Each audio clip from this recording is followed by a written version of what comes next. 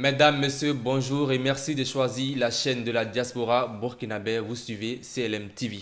L'entrepreneuriat est un puissant moyen de lutte contre le chômage et la pauvreté des jeunes, mieux un levier de développement économique et social et un facteur important de création de richesses. Vu l'importance de la jeunesse, nous allons échanger ce mercredi sur l'entrepreneuriat et la diaspora burkinabé, en particulier les jeunes. Alors pour échanger aujourd'hui, nous avons dans ce studio Prosper Sawadogo, vous êtes entrepreneur, bonjour. Bonjour à Et vous. à ma gauche, nous avons la présence de Badini Ibrahim, étudiant en géographie à l'université Félix Soufouette-Boigny d'Abidjan Cocody. Bonjour. Bonjour.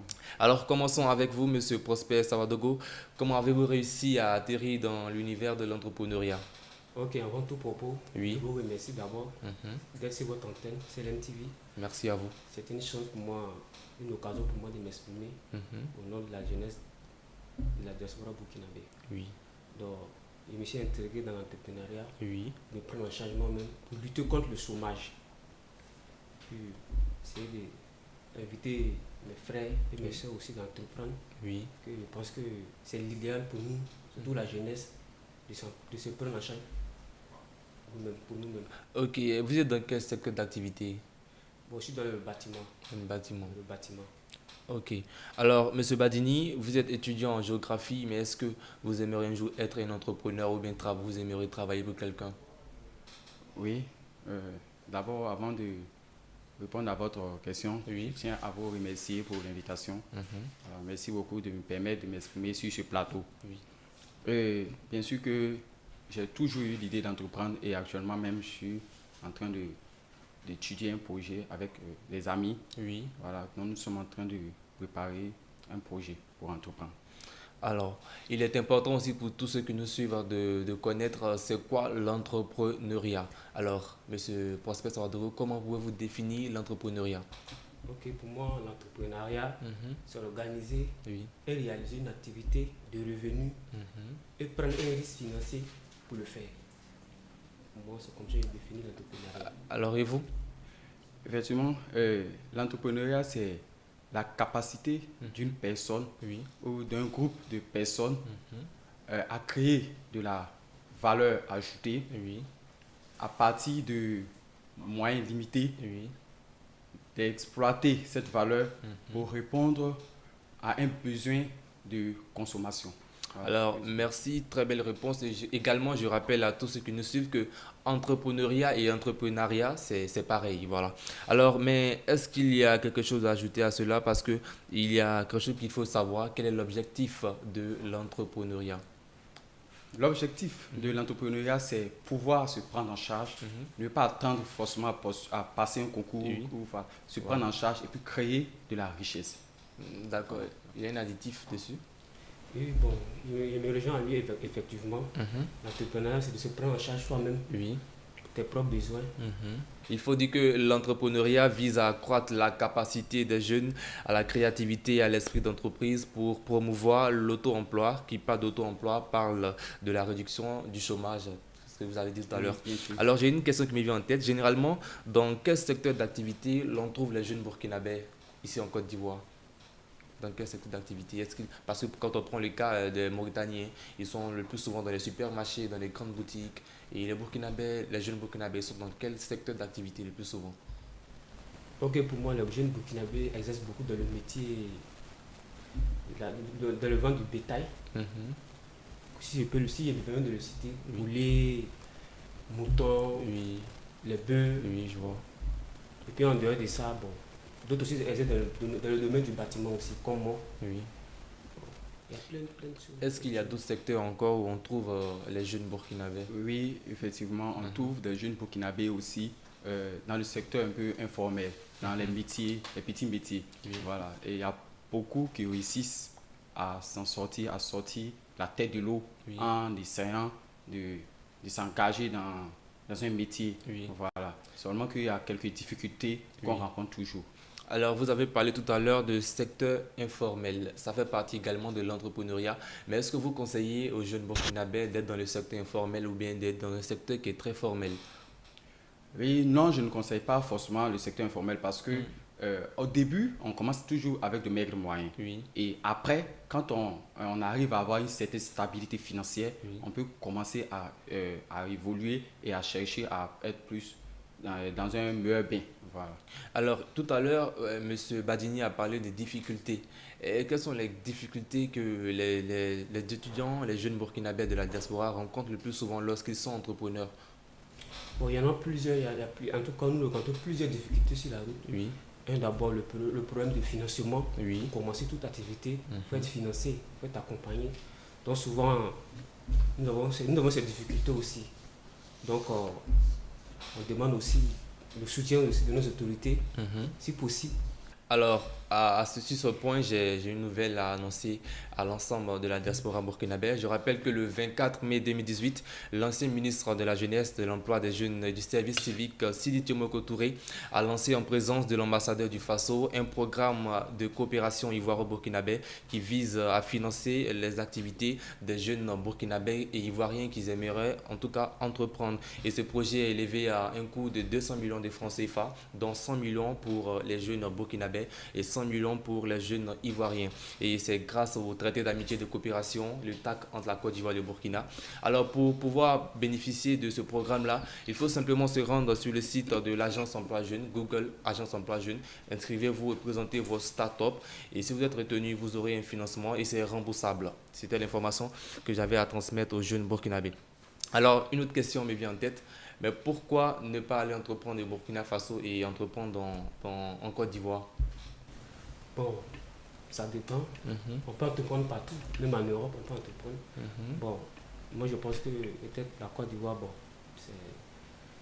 c'est le poumon économique de l'Afrique de l'Ouest, si on peut le dire. Si on peut le dire. Oui. Donc, on peut forcément, pas forcément, on peut entreprendre ici, Oui. ou aussi au pays aussi. Donc ça dépend de. C'est vrai que le climat d'affaires ivoirien est très favorable voilà, aux activités. Oui, vous avez quelque chose à ajouter? Évidemment, le climat ivoirien est favorable aux activités, Oui. mais il y a un autre facteur important aussi. Il y a la maîtrise de l'environnement. Oui. Parce que quand on est dans un pays, quand on grandit dans ce pays, on a une certaine maîtrise de l'environnement. Oui. Quand quelqu'un quitte ici pour aller au Burkina et qui n'a pas une parfaite maîtrise des secteurs de rentabilité, c'est difficile parfois de pouvoir émerger. Par contre, quand il décide de commencer ici, se faire une base, par la suite continuer au Burkina, une possibilité. Alors, toute activité humaine renferme d'énormes risques. Ça, c'est normal. Alors, quels sont les grands risques de l'entrepreneuriat lorsqu'on veut s'engager? Est-ce qu'il y a des risques que vous connaissez? Et si oui, c'est important de donner ces risques-là aux jeunes qui nous suivent afin qu'ils puissent les éviter ou qu'ils puissent s'apprêter pour éviter. D'accord. Les risques, il y en a comme tout domaine d'ailleurs. Oui. Voilà. Et au niveau des risques, on peut dire que il y a la question financière. Oui. Voilà, la question financière parce que quand on investit de l'argent quelque part et en attendant à pouvoir faire fructifier ces fonds, Oui. on peut rencontrer des difficultés qui vont nous pousser à perdre ce, bon, je sais pas, le mot ne vient pas. Cet emploi ou bien ce projet? Ce projet, voilà, je vais Voilà. parler de l'étude du projet parce que ça fait également partie des risques. Parce que quand le projet n'est pas très bien étudié Oui. et qu'il est engagé, il renferme beaucoup de risques, au fait. Voilà ce que je vais dire.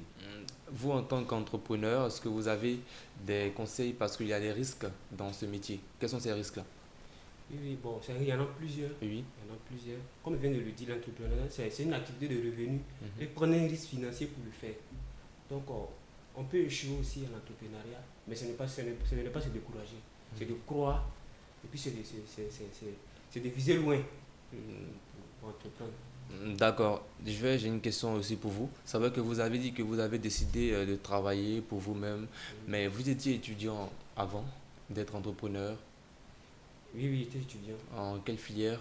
Bon, j'étais en gestion commerciale. En gestion commerciale. Et qu'est-ce qui vous a poussé après les études de ne pas aller postuler dans une entreprise pour être peut-être le directeur commercial de Move Côte d'Ivoire ou bien Onatel Burkina Faso, mais vous avez décidé d'embrasser l'entrepreneuriat? Pourquoi? Bon, j'ai décidé, bon, puisque je me suis dit à un moment donné, c'est l'entrepreneuriat qui peut nous sauver Oui. de la misère, si on peut le dire, Oui. qui peut nous faire sortir de nos situations que nous vivons. Alors, comme vous venez de le souligner tout à l'heure, l'entrepreneuriat est l'âme anti-chômage des jeunes africains. Il faut retenir cela. Alors, parlons des jeunesses africaines. Aujourd'hui, nous avons, faute d'esprit d'entrepreneur, nous voyons des jeunes africains qui quittent le continent, aller en aventure sur l'Occident. Je vais parler là de l'immigration clandestine. Et quels conseils avez-vous à lancer à ces jeunes burkinabés qui quittent le Burkina Faso, et même ces jeunes ivoiriens, ces jeunes algériens, maliens qui quittent le continent pour aller vers la France? L'appel que je veux lancer aux jeunes, c'est de se ressaisir parce que le vrai bonheur, on le trouve chez soi. Oui. Et la plupart des jeunes, de ces jeunes-là, ils ne vont pas avec les poches vides. Oui. Il y a au moins un minimum de fonds. Oui, 2 Et ce millions, minimum 3 ou plus. voilà, 2 millions ou plus. Et ce minimum de fonds, certains ont pu entreprendre avec moins que ça. Exactement. Pourquoi pas eux? Peut essayer et se donner les moyens de réussir ces projets et je crois que ça ira. Alors, vous avez un conseil à l'endroit de ces jeunes? Et puis, si j'ai un conseil à donner à la jeunesse burkinabé, surtout la jeunesse africaine, Oui. c'est de ne pas faire l'immigration clandestine. Oui. Puisque étant ici, on peut entreprendre à 0 francs et puis devenir quelqu'un demain. Donc, je pense qu'on n'a pas besoin d'aller en Europe pour trouver une meilleure vie. Même étant en Afrique ici, on peut entreprendre, puis devenir un grand dirigeant de demain, devenir un modèle pour la jeunesse africaine. Donc, c'est un appel que je peux donner un appel que je vais lancer à mes frères burkinabés Oui. d'entreprendre. Alors, nous avons ici en Côte d'Ivoire environ peut-être même plus de 4 millions de Burkinabés ici en Côte d'Ivoire.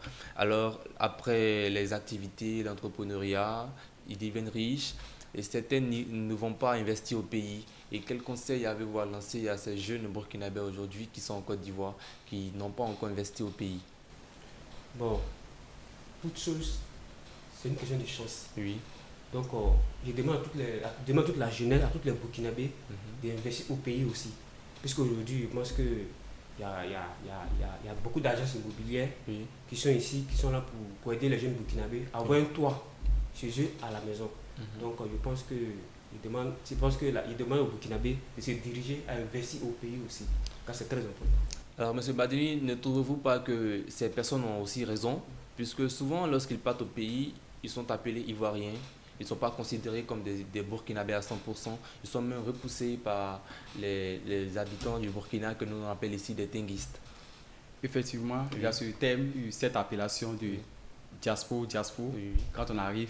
Mais quand on les installe, à partir de certains moments, en fait, il faut s'imposer. Oui. Quand on décide de retourner au pays pour investir, on le fait avec un engagement. Et quand on arrive au début, ce n'est pas facile, bien sûr, parce qu'on change complètement de climat. On arrive quelque part où on nous appelle diaspora, on n'est pas forcément intégré. Oui. Mais avec le temps, on se donne les moyens de réussir à s'intégrer. Et à un moment donné, on te verra comme un Burkinabé.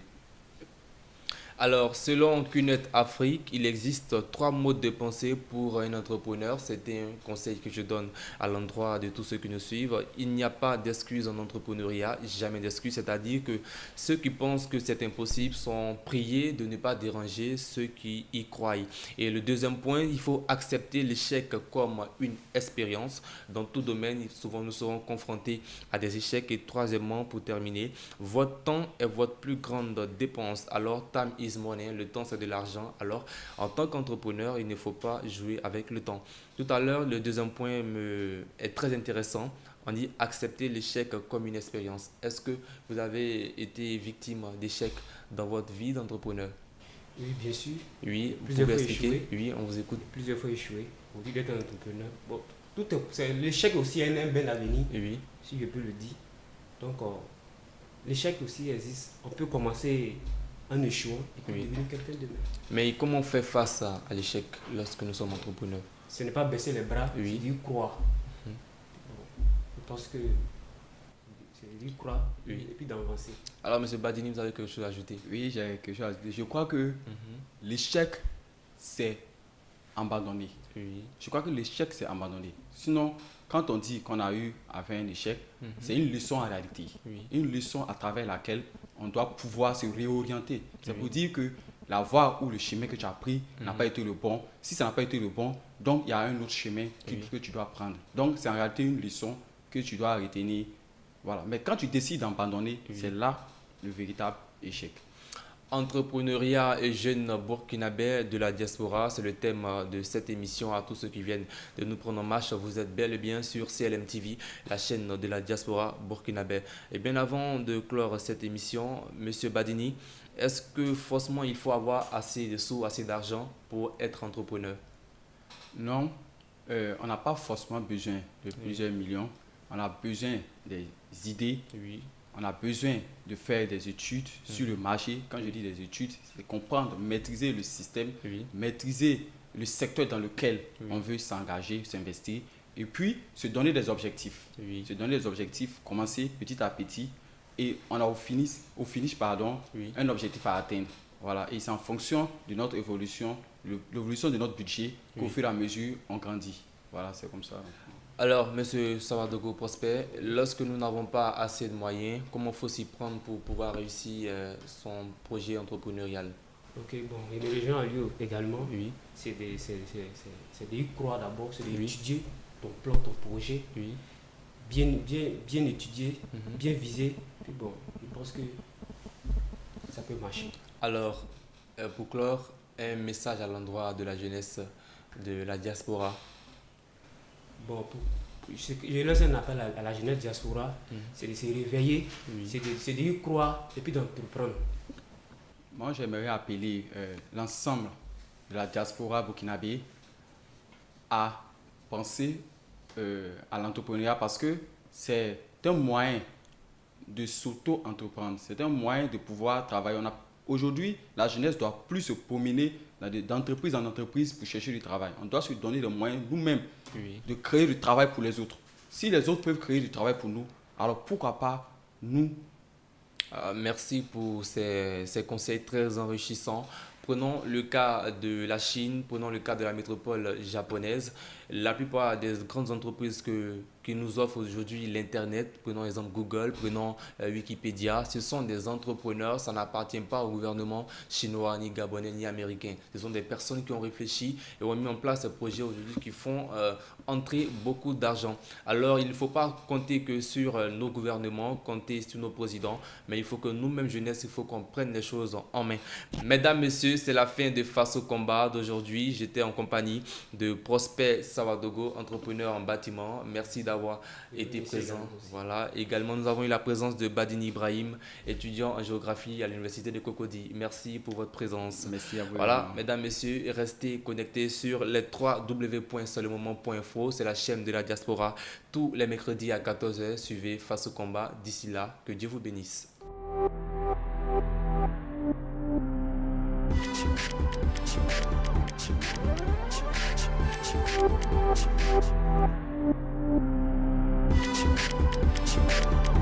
Thank you.